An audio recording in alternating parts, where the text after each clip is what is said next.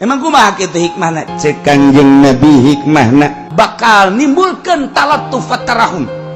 sebab naon hate geus bening ketika orang sapoe dua poe ngarasakeun lapar awak leles hate beuki caang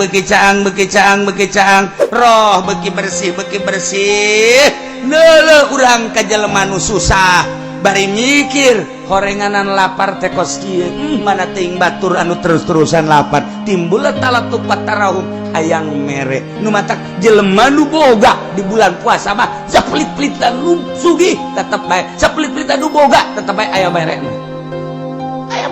di bulan puasa mah sebab naon hatena keur diurus ku Allah